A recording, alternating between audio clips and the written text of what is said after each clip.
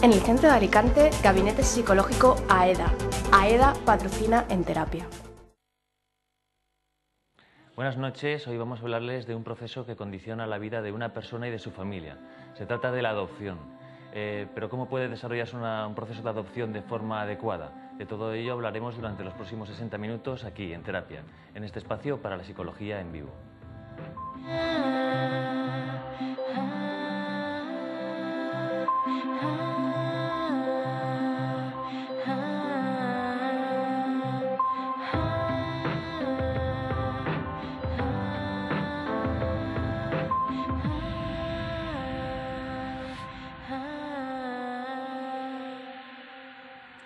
Y para hablar de todo ello tenemos aquí a Isabel Mayordomo y Eva Rico. Buenas noches. Buenas noches. Hola, buenas noches. Ellas son psicólogas, especialistas en familia y adopción y fundadoras de Vinculalia, centro o espacio para la familia.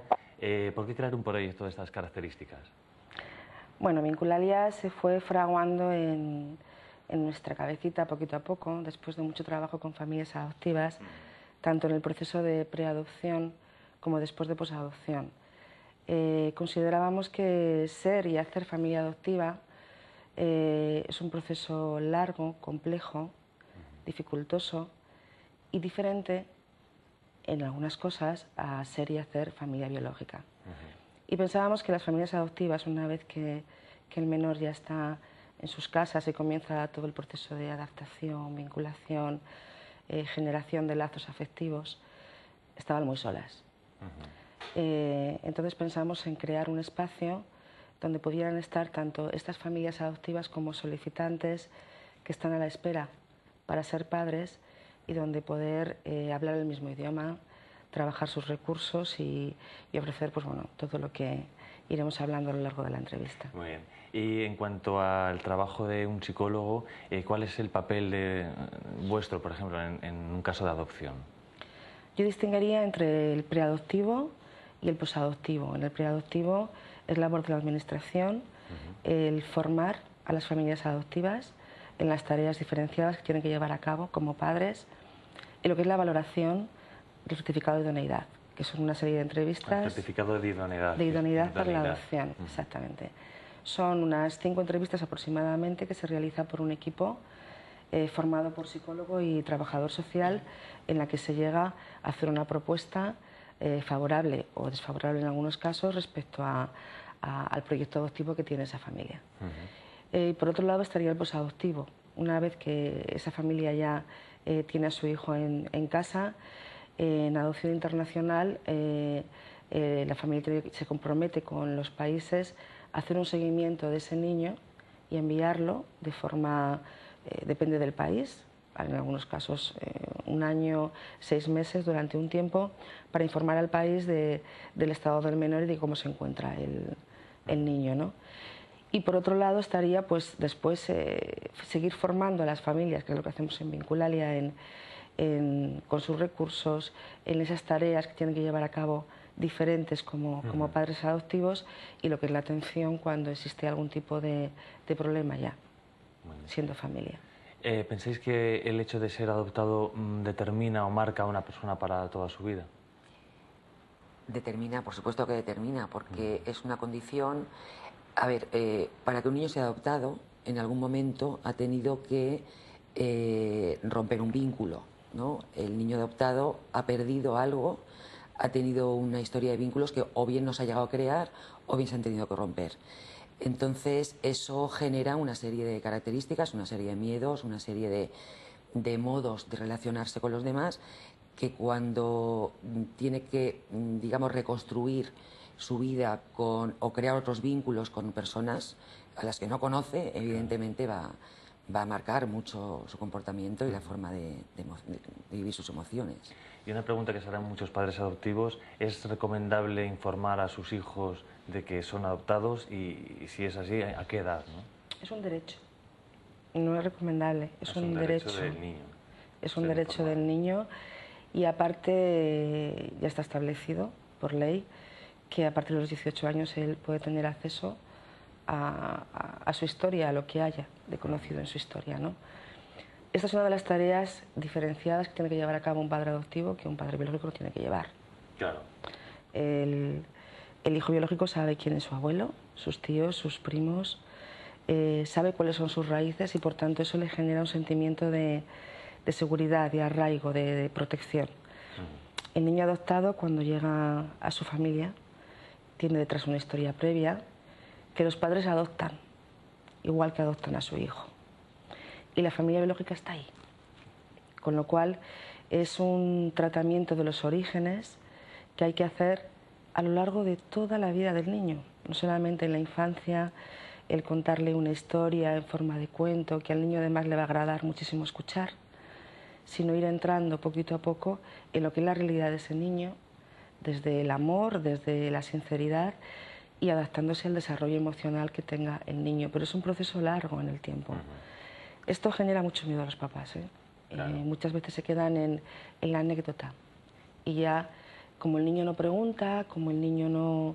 Parece que no tiene ningún tipo de incertidumbre, pero no es real. Que el niño no pregunte no quiere decir que no quiera saber. ¿Y ese niño qué dificultades va presentando a lo largo de las diferentes etapas evolutivas? A ver, el ser adoptado no es equivalente a problema. Eso habría que preguntar qué características le definen distintivas de un niño no adoptado. Claro, entonces va a tener que llevar un proceso, como comentaba mi compañera Eva, un proceso de adaptación que es complicado, porque él se sentía seguro allá, independientemente de cómo fueran sus cuidados, su situación, él ya lo que conocía.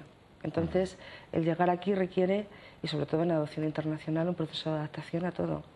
A olores, usos, costumbres, aromas, comida, lenguaje, en muchos casos otro idioma distinto.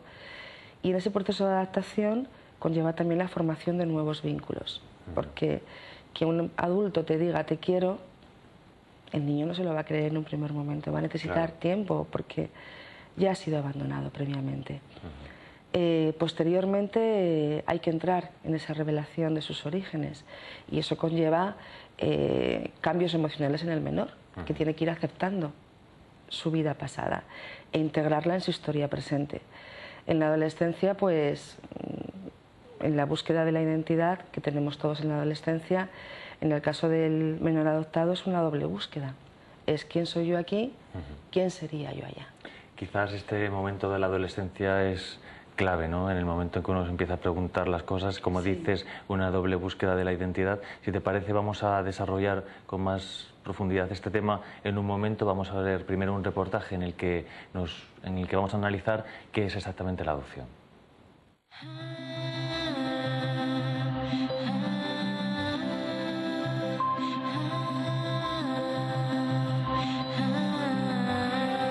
La adopción. Durante el último siglo, la práctica de la adopción ha pasado de ser un asunto exclusivamente familiar a convertirse en un proceso regido por leyes y mediatizado por profesionales médicos, psicólogos, neonatólogos, abogados y trabajadores sociales con el fin de optimizar el modo en que se realiza. Esto ha permitido la práctica de desaparición de orfanatos, en los que las necesidades afectivas de los menores no podían garantizarse. La infancia es una etapa clave en la cual se establecen las bases de la personalidad del individuo gracias al apego y a la estabilidad de un entorno familiar. Las experiencias traumáticas en esta fase pueden afectar a todos los niveles de la vida de la persona, cognitivo, afectivo y social. Por todo ello, la adopción es un problema universal y complejo que exige un esfuerzo conjunto de todas las disciplinas, empezando por la psicología, ya que las consecuencias tienen un elevado costo en términos económicos y sobre todo humanos. Los niños en adopción pueden presentar déficit a nivel cognitivo, baja autoestima, serias dificultades para formar vínculos con otras personas y otros desajustes de comportamiento y afectivos. Por este motivo hay que valorar en qué momento hay que decirle la verdad de su origen. Valorar cuándo y cómo debe informarse a un niño adoptado acerca de sus orígenes es un tema peliagudo.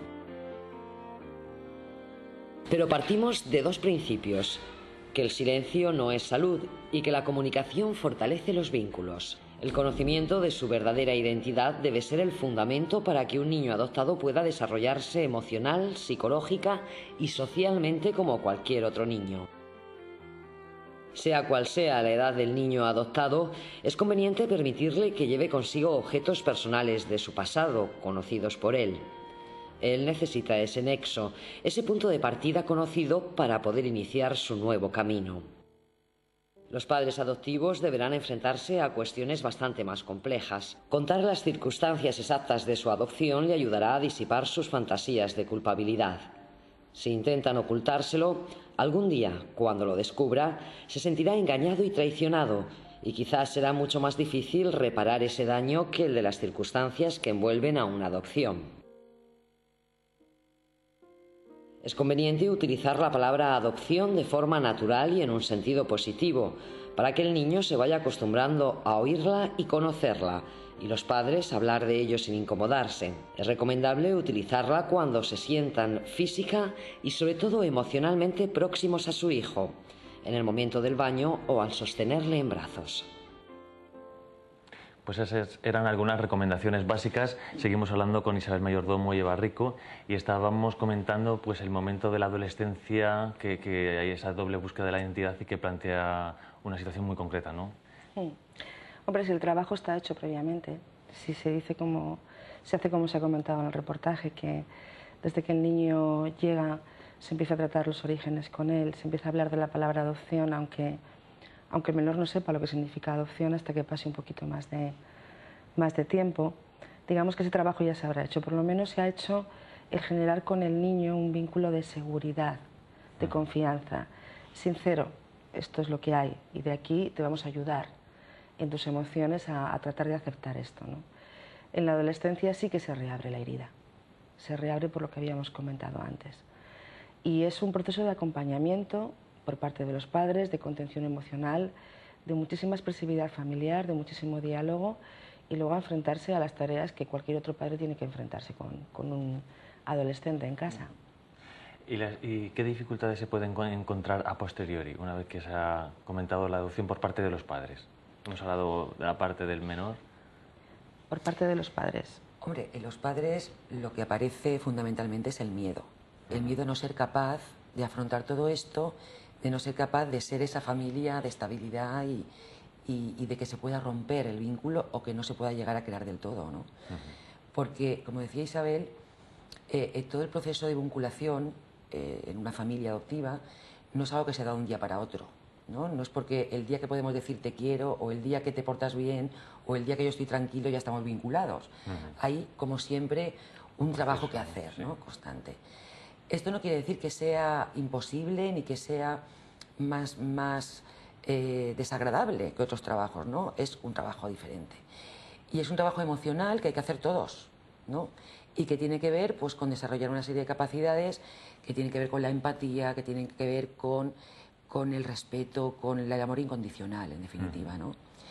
Y yo creo que en ese sentido los padres...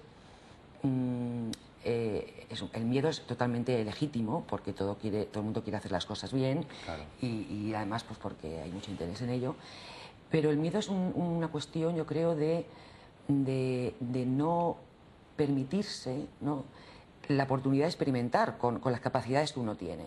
O sea, muchas veces estamos con la idea de que hay que hacer las cosas tal y como otros dicen o como hemos pensado o aprendido en otros momentos o en otras circunstancias. Y yo creo que el trabajo con los padres es que puedan gestionar bien sus emociones respecto a todo esto que están viviendo. Porque también es normal que puedan estar tristes, que puedan tener miedo, que puedan estar rabiosos, que sus expectativas, las que tenían cuando esperaban adoptar o cuando esperaban crear familia, no sean exactamente las que ellos están viviendo ahora. Sí. Y es normal que muchas veces uno no pueda expresar eso porque piensen que los demás van a pensar que no lo están haciendo bien, ¿no? Claro. ¿Y qué ocurre durante todo ese proceso? Porque desde que se da la idoneidad hasta que la adopción se materializa, hay un tiempo, ¿no?, que a veces es muy largo. Largo. Es muy largo. ¿Y qué pasa en ese proceso? En ese proceso pasa de todo. Desde frustración, impotencia. Hombre, lo ideal sería que tú vivieras tu vida, que no hubiera una obsesión por esa paternidad y que te fueras formando en ello, ¿no? Porque es un momento ideal para recibir información sobre las peculiaridades de la paternidad adoptiva y del menor y también para trabajarte a ti mismo, ¿no? Claro. Tus recursos. ¿Por qué es un momento ideal? Pues porque ya tienes el certificado de idoneidad. Cuando los solicitantes de adopción van a formarse antes de la valoración, digamos que sus expectativas, sus miedos, está todo centrado en ¿seré idóneo? ¿Seré capaz? No porque lo todo seré. va a depender de una valoración externa. Exactamente, pero una vez que ellos tienen el certificado de idoneidad, todos esos futuros papás que están a la espera están en un momento ideal para seguir formándose ya desde una tranquilidad y para seguir trabajándose a sí mismo, potenciando sus recursos. ¿Qué me falta a mí? ¿Qué es lo que más costoso me resulta? Lo ideal es que pudieran seguir con sus vidas trabajando esto, pero no enfocando el seré feliz, el estaré bien cuando sea papá adoptivo, porque de verdad que ese niño no va a llenar todo, Claro. ni muchísimo menos. ¿Y qué miedos entonces pensáis que tienen los padres? Ese sería uno de ellos, ¿no? Sí, el lo haré bien. Exactamente. Hay un miedo que yo me he encontrado mucho trabajando con los papás y es, ¿seré capaz de quererle? Esa pregunta se la hacen mucho. Además, un hijo biológico, ¿no? Si se generará ese apego, ese vínculo. Sí, tienes más tiempo. Son 9 meses que lo llevas dentro de ti. Claro. 9 meses que lo llevas preparando todo para la llegada, que a nivel social, familiar, todos están pendientes, pero porque ya lo ven materializado, que el bebé va a llegar. Y en el caso de la adopción, es un niño que te va a llegar después de muchísimo tiempo, en la mayor parte de los casos, salvo muy poquitos, no es un bebé, sino que es un niño ya con una cierta edad y por tanto una cierta experiencia, y tienes que conocerlo. Primero conocerlo y que él te conozca. La adopción no es una adopción de padres a hijos, es una adopción mutua. Claro. Que los papás adopten al niño como hijo y que el hijo adopte a los padres como papás, ¿no? El miedo a seré capaz de quererlo sí que está, y será capaz de quererme él a mí también. Hay un miedo también que va un poco más allá, que apenas se nombra, pero existe como un fantasma, y es a la posible ruptura. Es decir, a que no se genere ese vínculo y que antes o después los problemas puedan llevar a la ruptura de la familia. Afortunadamente no son los casos más frecuentes, son casos muy contados, pero ha ocurrido y ocurre. Es un fantasma que está ahí, ¿no? Claro.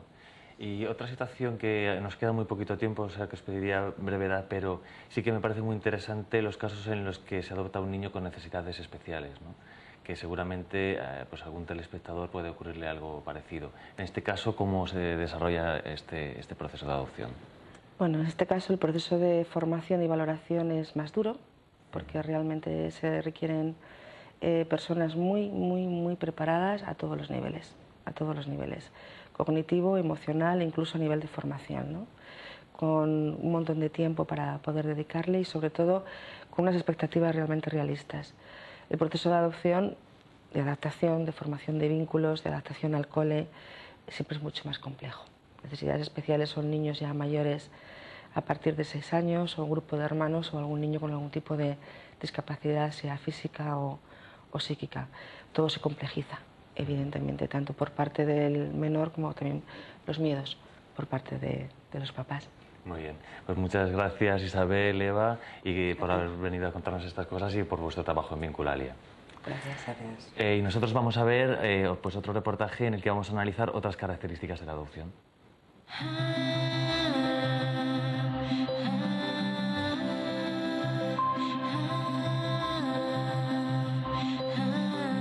Fases de la adaptación del niño adoptado a su nueva familia. Un niño adoptado pasa por diferentes fases en ese proceso de adaptación, que suelen coincidir en la mayoría de los casos. Sin embargo, serán más breves y menos angustiosas cuanto más pequeño sea el niño. La primera fase, al tomar conciencia de su realidad como niño adoptado, es de angustia. En este momento son frecuentes los llantos, el nerviosismo, el mal dormir e incluso puede perderse el apetito. El niño muestra rabia y dolor por el abandono. Para ayudarle a asimilarlo es conveniente ofrecerle mucho contacto físico, abrazos y caricias y demostraciones de afecto que le hagan sentirse seguro y querido en su nueva casa. Posteriormente tiene lugar una fase de adaptación, de conocimiento mutuo. Aquí el niño irá probando los límites de lo que debe y no debe hacer, de lo que puede esperar y recibir de las otras personas. Se darán también periodos de llanto y predominará la ansiedad por ambas partes, expresiones que poco a poco irán normalizándose. Pero los padres deben recordar que estas conductas no son algo personal contra ellos, sino consecuencia de su situación anterior. Por ello deberán marcar esos límites con una cuidadosa firmeza. El miedo a ser nuevamente abandonado por su nueva familia, la desconfianza hacia los adultos y la inestabilidad serán sentimientos característicos de estos niños. Las situaciones de separación, pérdida y abandono, que individualmente se repetirán en mayor o menor grado a lo largo de su vida, serán especialmente mal vividas por ellos. Se mostrarán especialmente sensibles y reacios a iniciar relaciones basadas en la confianza, hasta que sus experiencias les vayan demostrando lo contrario. Por todo ello, resulta fundamental que los padres adoptivos se ganen su confianza con amor y paciencia, pues el niño les pondrá a prueba para comprobar si realmente les importa. Ahí veíamos esas expectativas del menor. Vamos a seguir hablando de la adopción ahora desde el enfoque legal. Para ello está con nosotros Javier Beltrán. Buenas noches, Javier. Hola, buenas noches. Javier es abogado, nos ha acompañado en otras ocasiones. Bueno, y pues siempre sus apreciaciones son interesantísimas, por eso siempre le llamamos. Javier, ¿cómo ha evolucionado el marco legal en el tema de la adopción a lo largo de las últimas décadas? Bueno, la adopción hay que partir de la base que hasta hace muy poco, relativamente, es decir, hasta antes de 1900, no era una figura que se estuviera solicitando por la sociedad. A partir del año 1885, aproximadamente 1889, ya que se publica el Código Civil, se empiezan a regular esta serie de situaciones, lo que es la filiación, es decir, la posibilidad de tener un vínculo de descendencia con alguien y regularlo. Y en 1958 tenemos ya la primera modificación. La adopción se podía hacer plena, no plena. Voy un poco por explicaroslo porque ya es hasta 1978 con la Constitución, cuando se recogen los derechos del menor, y posteriormente ya con una ley, la ley de 1987, que lo que determina verdaderamente ya es la verdadera realidad de la adopción, es decir, darle todos los derechos al menor y prácticamente regular a través de instituciones más bien públicas todos los derechos y todas las obligaciones que conlleva la adopción. ¿Y qué criterios se utilizan para decidir la idoneidad de unos padres? Claro, es un tema apasionante. Precisamente no todo el mundo desde el punto de vista legal puede ser padre, en el sentido literal, es decir, puede ser la filiación por naturaleza, tú tienes un hijo, y puede ser la legal, que es la adopción. Verdaderamente estos requisitos son no del todo complicados, pero sí que son muy subjetivos, es decir, debe haber, como me preguntarás, una valoración previa por temas de idoneidad, pero sobre todo lo más importante es que a nivel legal tienes que tener como mínimo 25 años. Tienes que tener 14 años. Sí, claro. Se supone claro, que tiene que haber una adoptar mínima antes. experiencia. Correcto. Tienes que tener 14 años más que el adoptando, el niño o la niña que vas a adoptar, y tienes que reunir una serie de requisitos terribles, son muchos, para la situación de idoneidad. Es decir, tener una actitud absolutamente positiva hacia lo que es la adopción, un entorno absolutamente normalizado, una situación económica buena, plena, unos familiares que apoyen esa decisión, tu pareja, si en este caso tienes pareja, que esto también sería adopción de familias monoparentales o no, y una serie de requisitos que pasan también por un test de idoneidad complicado a nivel psicológico, muy importante, para precisamente, por lo que te he explicado de la evolución del interés del menor, que no todo el mundo pueda llegar a esa adopción. Y tratar de asegurar que quien puede llegar son los padres adecuados, ¿no? Correcto, y además con unas connotaciones psicológicas, pero también físicas y materiales. Una buena casa no tiene que ser una gran casa, pero una buena casa con su habitación, su entorno, claro, y una situación económica mediana entre nosotros. Cuanta más mejor situación económica, evidentemente más desarrollado a nivel por lo menos objetivo se pueda tener al niño, pero no es así del todo. Muy bien. Y a nivel práctico, ¿qué dificultades suelen darse en este proceso? Claro, lo primero que hay que tener en cuenta es que las personas que acuden a adoptar ya de por sí llevan una cierta alteración en cuanto a que o por lo que sea no han podido ser padres o por lo que sea pues han sido y han perdido al menor, etcétera. Entonces, lo más importante que tienes que tener aquí en cuenta es que hay unas instituciones públicas, que son, en este caso, en Alicante, por ejemplo, a nivel consellería, son las instituciones que se dedican a la petición previa de lo que es la situación de adopción. Las dificultades son tremendas, son terribles y las posturas pueden ser muchísimas. Ten en cuenta que partiríamos de un tiempo que era casi de 9 años en adoptar, casi de 9 años, con lo cual el menor que en teoría tú ibas a adoptar se iba haciendo más mayor, hasta los 40 años, y luego a partir de 40 años ya te iban dando, con todos los respetos, los niños más mayores. Entonces, esto provoca una situación psicológica terrible desde que se empieza la adopción hasta que se acaba.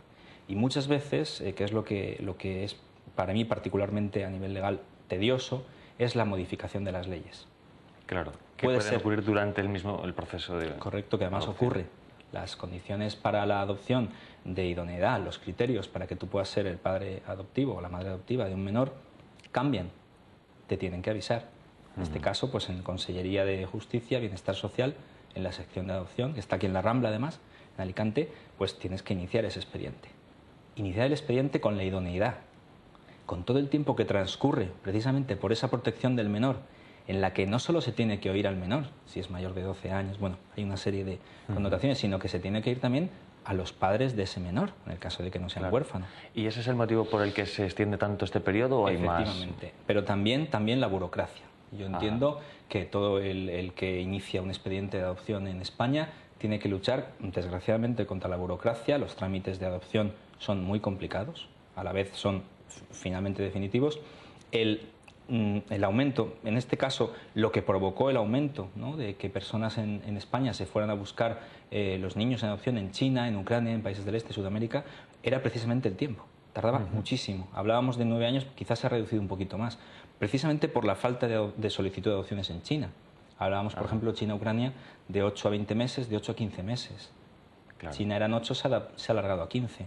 Entonces, se entiende perfectamente que la gente quiere adoptar fuera de España, y ese es el problema. ¿Y por qué piensas que casos como el del vientre de alquiler en nuestro país está prohibido cuando en otros países sí que está aceptado? Sí, efectivamente, es un tema interesantísimo, es un tema legal. Hay una ley del año 2006 de técnicas de reproducción asistida, precisamente, que declara nulo el contrato por el cual precisamente se pueda encargar, por decirlo en términos básicos, a una persona que sea la futura madre de tus hijos, ya sea con implantación de óvulo, fecundación, etcétera. Y es curioso porque, por ejemplo, en Estados Unidos nosotros hemos tenido la ocasión de ver los contratos. Es un contrato verdaderamente como un contrato de arrendamiento de servicios y con un resultado final que es el nacimiento del niño. Y en este sentido, las cantidades que se llegan a pagar, pues los americanos regulan todo, lo recogen prácticamente todo, pues son de $22.000, $30.000, más aparte todas las incidencias, acompañamiento a la madre a la clínica, incluso si la cesárea al final se tiene que pagar también. Pero ¿qué ocurre? Que en España está prohibido. Y el contrato que se haga entre un particular y una futura madre de alquiler, lo que se llama la maternidad subrogada, es nulo y se puede anular. Allí no. Allí si nace el niño y la madre quiere recuperarlo no puede. Aquí sí. Y está prohibido. Y en el caso de los matrimonios homosexuales, la ley regula la adopción, ¿no? Claro, efectivamente, Jorge. Nos vamos otra vez al Código Civil, que es la ley que desde, ya te he dicho, 1889 hay que ir modificándola poco a poco, pues a raíz de una modificación, primero en el 2003 para permitir a los abuelos ver a los niños, en el año 2005 es esta ley precisamente que equipara la condición de cónyuge con independencia del sexo. Es decir, las familias en España homosexuales, 2 hombres, 2 mujeres, pueden adoptar a niños también. Cosa distinta sería a nivel internacional, que en muchos países no dejarían adoptar a 2 homosexuales. Y el truco que se utiliza es que uno de ellos solo, familia monoparental, adopta. Curioso. Siempre echa la ley, como se dice, echa la trampa, absolutamente, sí. Muy bien. Pues muchas gracias, Javier. Muchas gracias. Nosotros vamos a hacer una breve pausa y volvemos enseguida.